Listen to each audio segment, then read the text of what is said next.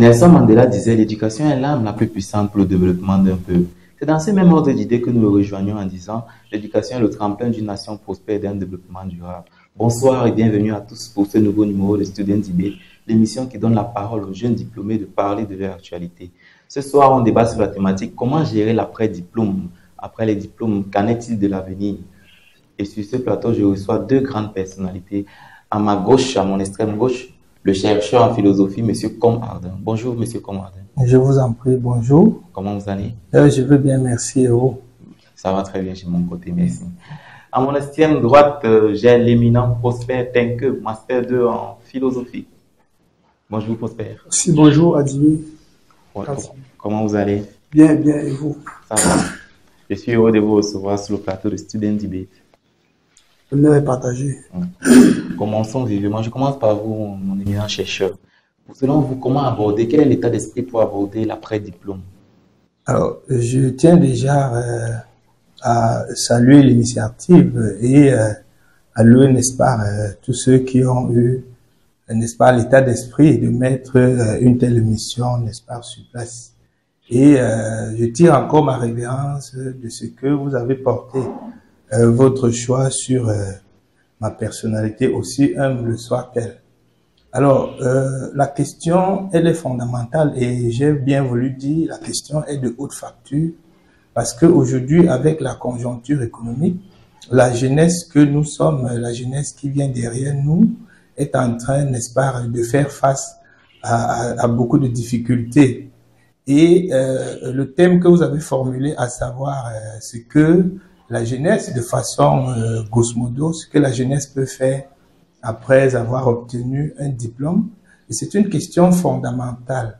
Et je dirais fondamentale pourquoi? Parce que pour, n'est-ce pas, débattre autour de ce thème, il faut faire machine arrière et, n'est-ce pas, essayer de creuser pour voir là où le mal se trouve effectivement. Parce que si vous pouvez le constater, l'orientation socio-professionnelle a foutu le camp. L'orientation en milieu scolaire, n'est-ce pas, est en train, n'est-ce pas, de subir un renversement de la table des valeurs.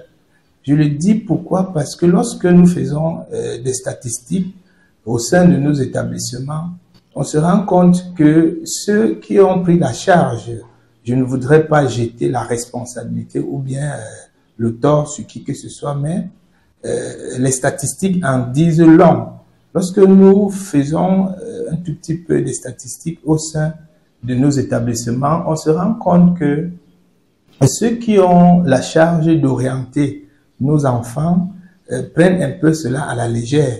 Or, ils oublient que c'est cette orientation-là qui donne le chemin à suivre pour, n'est-ce pas, une société solide, comme le disait Martin Luther King.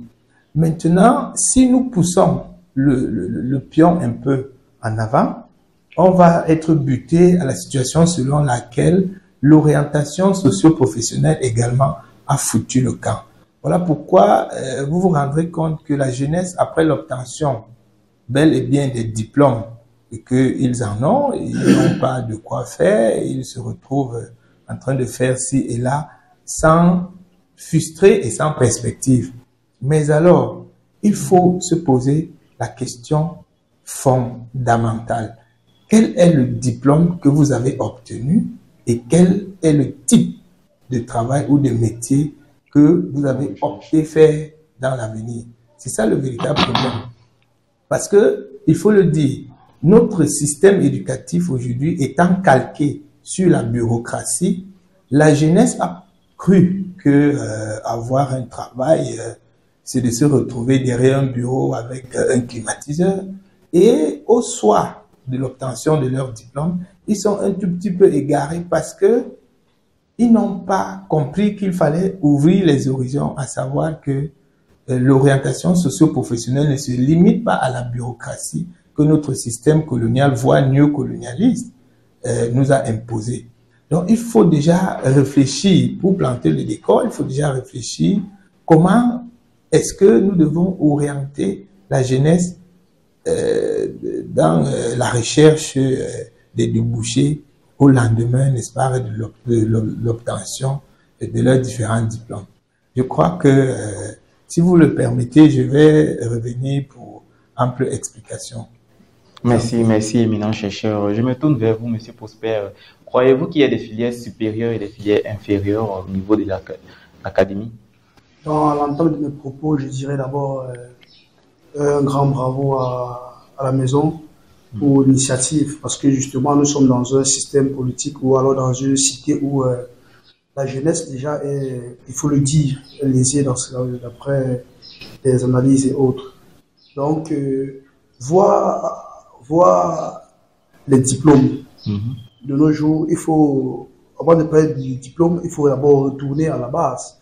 Parce que justement, comme le disait Dr Adin Dormo, je pense que l'éducation, d'abord dans notre pays, il est question pour nous de revoir avec nos parents, le milieu de la famille. Parce que justement, nos parents sont plus proches. Ou alors, ce sont nos géniteurs et ils ont cette capacité de pouvoir lire à nos enfants ou alors parfois là de pouvoir prédire certaines choses. Justement. Donc si on revenait d'abord sur cette thématique-là, on devait voir justement que nos parents aujourd'hui sont à la recherche effrénée de quoi nourrir les enfants, parce que le système ne laisse pas le choix. En oubliant justement que la plus grande richesse serait sans doute de voir dans quelle mesure orienter véritablement l'enfant. Parce que dès le bas âge, l'enfant qui devrait être technicien, dès la manipulation des objets dans la maison, déjà le parent peut déjà voir en lui l'esprit. Une projection de la technique. Justement, celui-là qui est dans le numérique et autres, on peut voir déjà en lui ce qu'il projette de faire dans justement. Mais cela est en train de disparaître. Et je crois que j'embrasserai justement le pas du grand professeur Jean-Jacques Chatuet, lorsqu'il fait parler selon ses actes, en disant que le travail est bien. Il aime le dire parce que, étant à l'université de Chang, il aime le dire en langue yemba, fa bombé, dont le travail est bien, je vous le dis. Donc, pour répondre, ou bien pour soutenir sa thématique, je crois justement que le diplôme ici, s'il faut voir notre pays, il faut même le dire, que le diplôme n'a plus de valeur dans notre pays. Il dit, mais il faut le dire, le diplôme n'a plus de valeur dans notre pays. Si oui, le diplôme mérité. Si oui, le diplôme mérité. Je le dis, je pèse le mot. Je le dis sous la gouverne, je ne sais pas. Parce que l'éminent chercheur, docteur Adin Dormo peut me dire par la suite que non, voilà le diplôme. Mais je crois que les diplômes déjà au Cameroun, on leur donne. On distribue comme des bouts de pain, en bout de chemin. Vous voyez que la méritocratie a fait je prends sur moi cette responsabilité-là parce que il est bien de le dire. Hein. J'ai eu la chance de corriger les examens officiels au Cameroun dans 2019 pour baccalauréat et baccalauréat. Le BC m'a fait cette confiance-là. Et vraiment, je peux vous rassurer qu'on est dans l'APC, docteur. Ils sont dans l'APC, on a effectué l'APC en 2019. Nos sujets sont même, les sujets d'histoire, géographie, sont venus, n'étaient pas au système APC. Il était question donc de donner même certaines notes pour compenser des choses du genre. Vous voyez, c'est ça qui fait que je ne m'inspire plus du diplôme, mais le savoir-faire. Le savoir-faire. Le savoir-faire reste la question la plus pertinente pour un jeune qui cherche du travail. D'accord. Je me retourne vers l'éminent chercheur. Monsieur le chercheur, s'il vous plaît, est-ce que le savoir-faire pratique a sa place et le diplôme également a-t-il sa place dans l'univers de la quête du travail? Avant de répondre à votre préoccupation, je crois que le copanéliste, le co-discutant a eu à souligner un problème fondamental. Le problème de la relation entre le diplôme et l'emploi. Vous savez, je l'ai dit à l'entrée de mes propos, le système éducatif étant calqué sur la bureaucratie, les jeunes Camerounais que nous sommes, les jeunes Camerounais que nous avons en face de nous, il n'y a pas la relation entre le diplôme obtenu et le type de travail recherché par peut-être des stagiaires ou bien, oui, parce que là, souvenez-vous, aujourd'hui, il faut le dire, le système éducatif est en perte de vitesse. Et du coup, la relation entre le travail recherché par celui qui cherche, le chercheur et il n'y a pas de lien. Parce que, vous voyez, en tant qu'enseignant, j'ai fait certaines statistiques, une remarque. Un élève qui fait le bac A, et lorsqu'il parvient par coup de chance, ou bien par ajout de notes, par délibération, comme mon co-discutant vient de dire, il obtient son bac et il se retrouve en train de faire la médecine.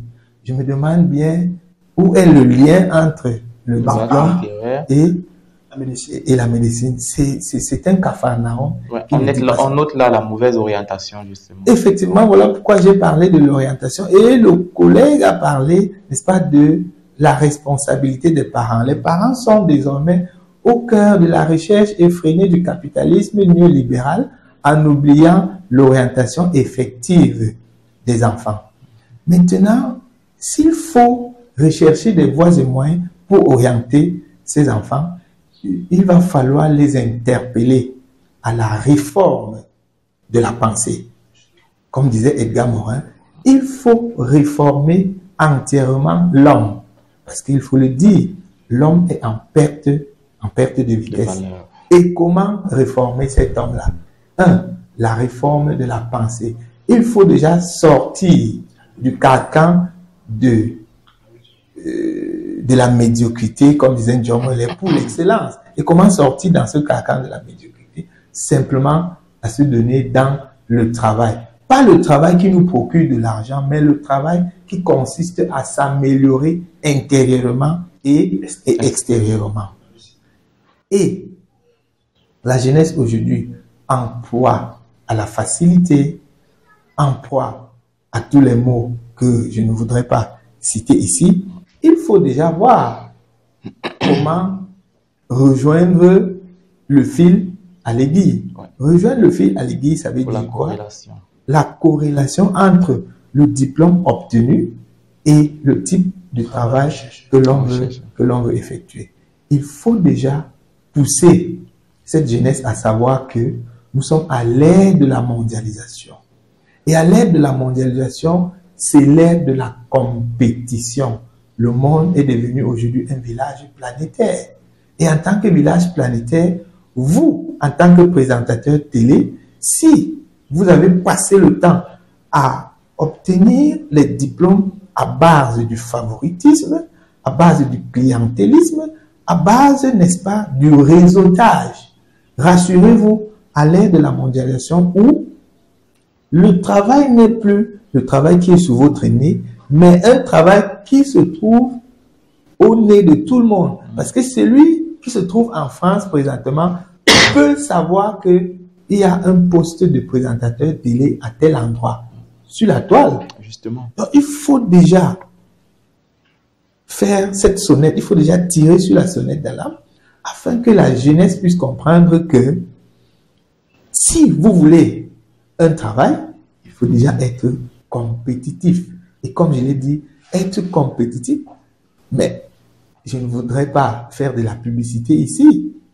Je puisse vous dire, je puisse vous rassurer avec des preuves que j'assiste à des conférences loin d'ici, sur les réseaux. J'assiste à des conférences. Donc, vous comprenez que notre société, si nous continuons sur cet élan, rassurez-vous, les choses iront de mal en pire. Effectivement. Donc, vous avez à compléter, M. Prosper. Justement, avec les propos du docteur, j'aimerais dire, vous avez présenté Prosper Tenke comme étant un étudiant en philosophie.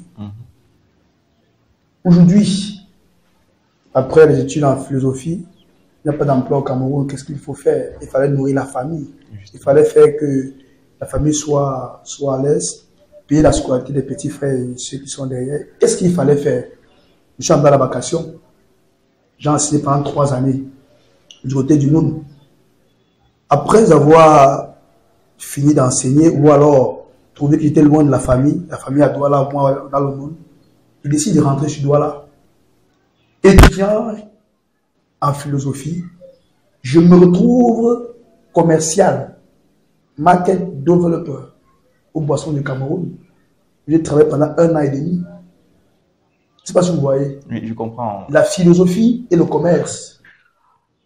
Qui n'ont aucun lien, en fait, de corrélation. Et je chute en disant, justement, pendant cette année aux brasseries, je sors comme 2e meilleur market développeur de l'année, où j'ai un diplôme qui a été délivré. Aujourd'hui, je suis à Olamcam.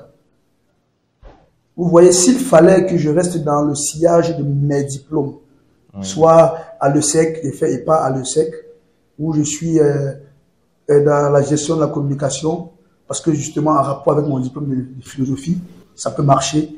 Mais le monde de l'emploi ne m'aide pas concernant mes diplômes. Mais il faut travailler. Bon, maintenant, qu'est-ce qui fait donc de moi le meilleur dans les boissons du Cameroun? Pourtant, j'ai une licence en philosophie. Premièrement, c'est la volonté, la détermination et surtout l'honnêteté dans le travail. Une valeur indéniable pour pouvoir propulser sa carrière. Mais nous sommes dans une république où la jeunesse, comme le docteur l'a si bien dit, la facilité. Jeunesse de la facilité. Jeunesse android. Je ne sais pas si vous comprenez. Vous pouvez faire les rues de Douala, vous verrez bien.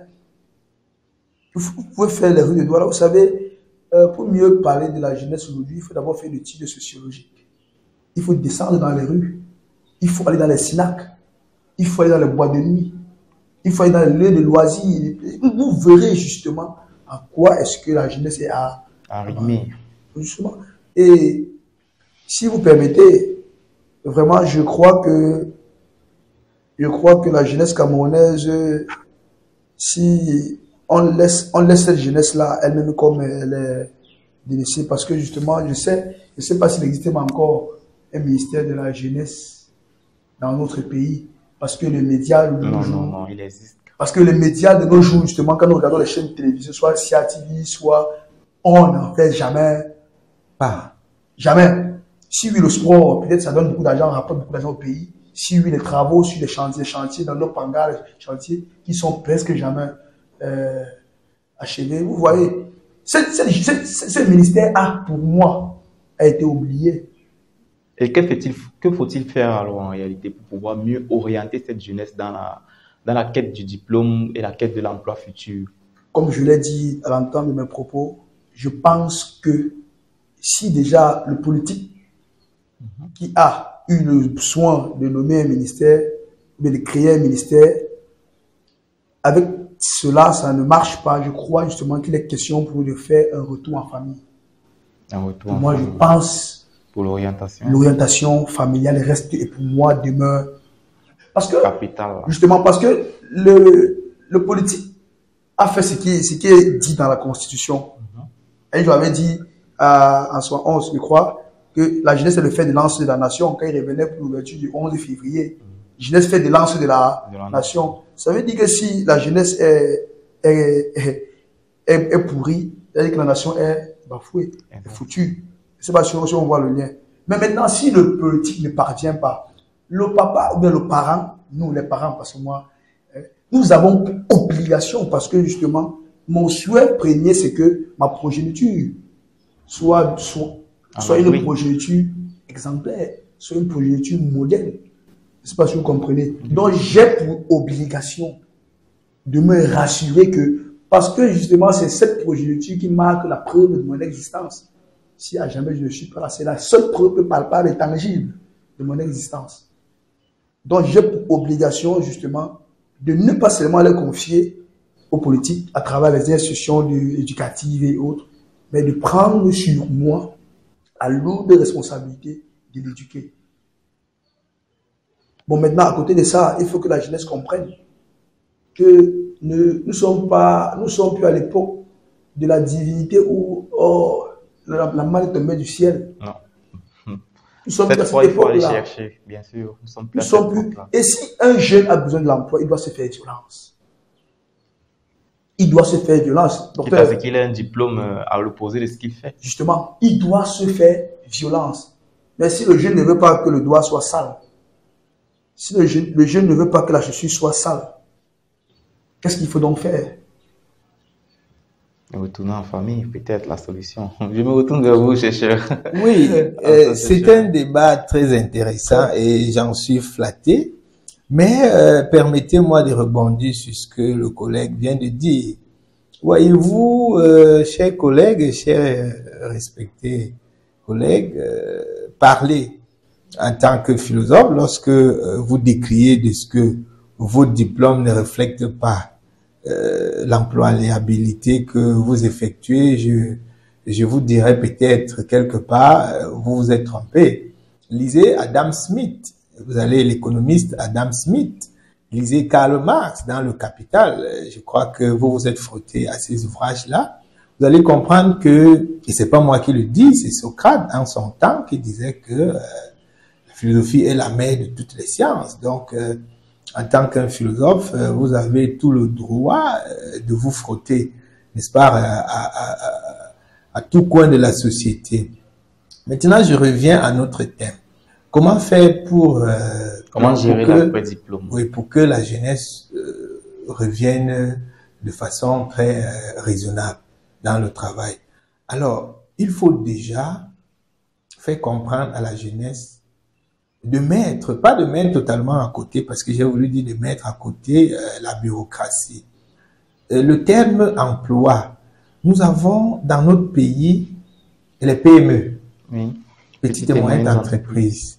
La jeunesse, il faut le dire, et je crois que le contraire, si quelqu'un peut nous apporter un contraire, ce sera la bienvenue. Les structures de petites et moyennes entreprises se sont transformées en comptoirs commerciaux où c'est du favoritisme, c'est du clientélisme et tout ce que cela, de façon perfide, peut apporter pour notre société. La jeunesse va mal. Et comment faire?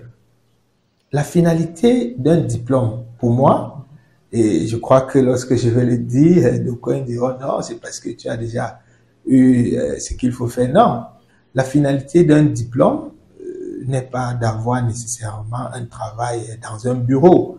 Mais la finalité, je crois que dans un pays comme le nôtre où la conjoncture économique est non pas seulement catastrophique, mais elle est piteuse, la jeunesse se doit de savoir que le diplôme ne nous ouvre pas automatiquement les portes pour l'emploi.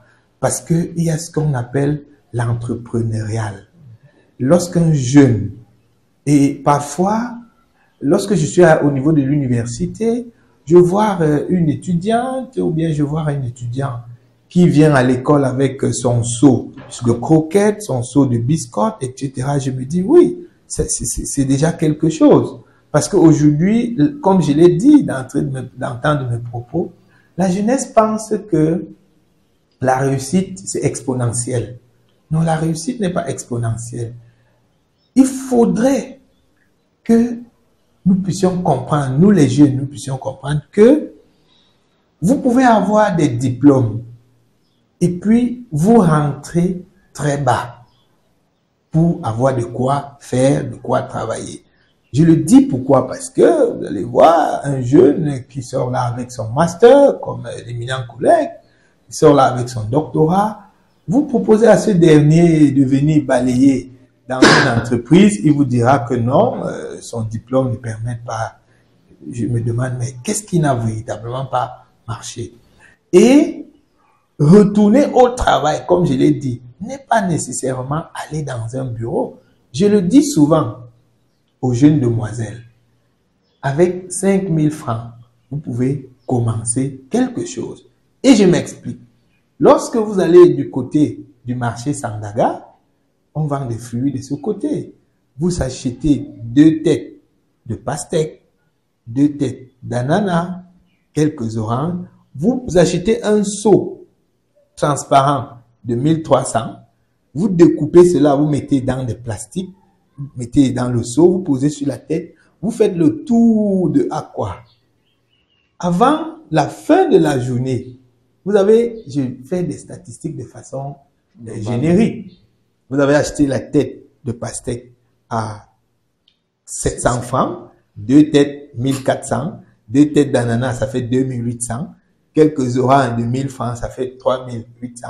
Vous avez acheté votre seau 1500, ça vous revient peut-être à 5200 francs. Vous posez sur la tête avec un couteau de 500 francs. Hein? Donc vous êtes à 6000. Lorsque vous le faites, vous posez sur la tête, en fin de journée, vous vous retrouvez à 8000 francs. Je peux vous dire qu'il y a des personnes dans des bureaux qui ne gagnent pas 3000 francs par jour. Et lorsque vous expliquez cela à un jeune, il trouve que non, pour lui faire un tel commerce, c'est du rabais, c'est pousser vers le rabais. Je dis non. Une fois, je l'ai dit également à un jeune homme, vous connaissez faire de la pâtisserie. Pourquoi ne pas installer votre bouteille à gaz dans un pouce? Vous achetez votre plat à gaz et puis un sac de farine. Exactement. Hein? Sans vouloir vous couper, docteur, j'aimerais donner la parole à Prosper. Prosper, vous croyez que l'entrepreneuriat, c'est le seul moyen idéal pour sortir de ce monde, de ce culte de la diplômite, en fait? De toutes les façons, si vous permettez, si on veut entrer dans ce cadre-là, on va pas sortir du sujet, justement, parce que s'il faut voir les points de collecte de l'État dans notre cité, on en a assez. D'accord. Pourquoi? Si on laissait même les entreprises tranquilles, on s'occupait des péages et autres, des autres machins, ça va aller. Mais les entreprises représentent une grosse source de revenus pour l'État. Comment dire qu'on les laisse tranquilles ou bien à côté, et vu que l'État a ses missions régaliennes à assouvir? Ça reste un débat très ouvert qui ne se résoudra pas résolument ici. Mais néanmoins, nous aimerions poser la question au docteur, au chercheur en philosophie. Monsieur, est-ce que le culte de la diplômite pour vous est un frein dans l'accession au diplôme et au travail? Alors, René Descartes nous enseigne, n'est-ce pas, le doute. Mais ici, je ne voudrais pas plonger dans, n'est-ce pas, la modernité ou bien dans ce cartésianisme. Non, je répondrai à la va-vite. Dire que le culte de diplôme est un facteur, n'est-ce pas, qui effectivement plonge la jeunesse dans cette impasse-là. Parce que, voyez-vous, la jeunesse ne sait toujours pas poser des questions à savoir, parce que la société africaine ne connaît pas copier. Nous ne savons pas faire dans l'imitation. Si oui, nous faisons l'imitation aveugle et l'imbécilisation imitationnelle. Voyez-vous, posez-vous des questions. Pourquoi lorsqu'un jeune qui a sa licence, je dis n'importe quoi, ou bien qui a son master, lorsqu'il a une bourse pour la France, ou bien pour le Canada, ou bien pour un pays étranger, lorsqu'il arrive là-bas, il passe au crible d'un recyclage. Pourquoi nous ne devons pas nous poser cette question fondamentale? On passe au crible du recyclage parce que, je l'ai dit, au Cameroun, aujourd'hui, le système éducatif est calqué sur une panoplie de problématiques qui ne résout plus nos problèmes fondamentaux. Et les problèmes fondamentaux de la jeunesse camerounaise, c'est l'employabilité. Donc la jeunesse devrait déjà savoir qu'on commence toujours par le bas. Et j'aimerais finir en disant que moi, en tant qu'enseignant de philosophie, je fais dans l'élevage. Et aujourd'hui, j'ai fait dans l'élevage pendant mes années universitaires à Tchang. Et je peux vous dire que si à un moment donné, j'avais 500 à 1000 poulets, j'ai commencé avec 15. Le top down de l'échelle, en fait. Voilà. Prosper, on arrive à la fin de l'émission. On est fiers de vous avoir ici sur le plateau. Est-ce que vous avez un mot de fin pour ces jeunes diplômés-là? Oui. Qui vous regardent? Le seul message, et bien le dernier message que je peux passer à mes frères ou mes amis jeunes de ce pays, le Cameroun surtout, c'est premièrement à volonté, suivi de la détermination, l'humilité et surtout l'humilité dans le travail. Dans le travail. Et vous, éminent chercheur, que dites-vous à ces jeunes diplômés qui vous regardent aujourd'hui?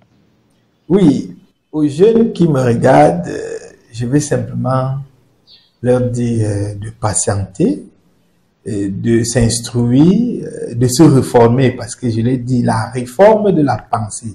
Le tout n'est pas d'avoir un diplôme, parce que le diplôme ne garantit pas toujours l'ouverture à l'emploi. D'ailleurs que nous savons le plus souvent comment est-ce que nous obtenons certains diplômes dans notre pays. Donc, il faut être patient. Viendra le bout du tunnel où chacun, n'est-ce pas, aura la place qu'elle a méritée. D'accord. Merci d'avoir répondu présent à l'invitation. À chacun d'entre vous, on vous dit grandement merci et on espère vous accueillir très bientôt pour une prochaine édition. Merci de nous avoir écoutés durant ces moments. On est heureux d'être avec vous et on se dit au revoir à la semaine prochaine pour un nouveau débat.